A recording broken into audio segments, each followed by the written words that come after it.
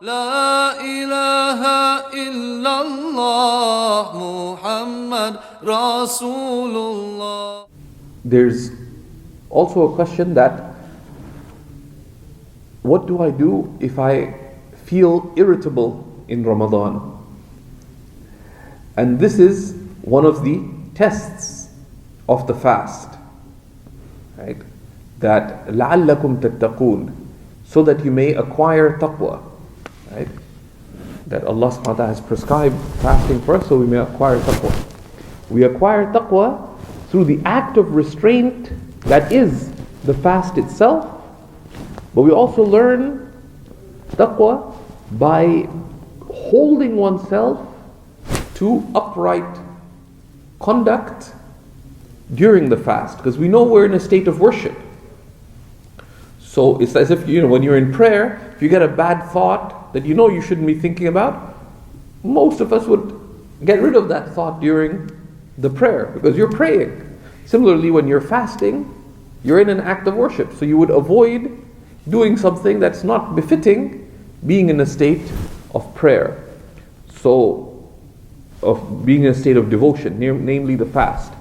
So if you find yourself irritable, for example, you get angry or you lash out against people when you're fasting, etc., this is part of the test of the fast. What do?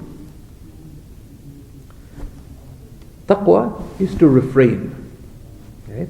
Taqwa is to keep away from what is displeasing to Allah subhanahu wa ta'ala. Fasting is imsak, is to hold back from the things that break the fast. In classical Arabic, fasting was used not only from food and drink, but also from speech. And it's used in that way in the Quran. So, we fast from ill speech. Right? We fast from ill speech. The Prophet ﷺ cautioned that the one who cannot hold back from backbiting and slander when fasting, what need does Allah have for their hunger and their thirst? What need does Allah have for their hunger and their thirst? The onus is on us to refrain, right? And that's a lesson in taqwa. Other people get other urges when fasting, right? Someone gets very lazy, so they don't want to show up to work because they're fasting. Part of taqwa is you got to, Allah subhanahu wa ta'ala opens a surah, Ya ayyuhalladhina amanu, O you believe, awfu bil uqud, carefully fulfill all your covenants. So that's your taqwa test, that you show up for work, you run your own business. In Ramadan, you consider delivering things on time to your customers to be voluntary. It's not, it's a contractual obligation. So that's your taqwa test. Someone else may discover gluttony, right? That they get hungry, so they overcompensate for the fasting by eating extra. And now, there's a social dimension to the fast that is not ignored. That we meet family, we partake in the blessings of Allah, have gratitude, but Allah subhanahu wa ta'ala tells us, that eat and drink, but do not be wasteful. Do not be wasteful. What is wastefulness?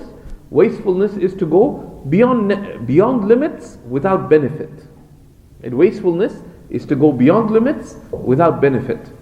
So, for somebody, the gluttony test may be their taqwa training in Ramadan. That yes, I will, maybe after Taraweeh, I'll go for that pani puri or whatever. I remember one year at the Hub, we used to do Taraweeh puri, then pani puri. Okay? So we used to, some guys used to bring pani puri and they'd have that. Now that's fine. But if you keep splurging and overeating, then that's detrimental. So what do? You refrain. Yeah, you refrain. So we ask Allah subhanahu wa ta'ala to grant us insight regarding our affairs, and that we learn from the school that is Ramadan. Imam Sha'rani, one of the great Imams of Islam, cautions that somebody who fasts and eats more than they do at other times in the year will have forsaken, will have given up much of what is supposed to be learned practically in the month of Ramadan. Right? Rather, when we experience hunger, what should we do?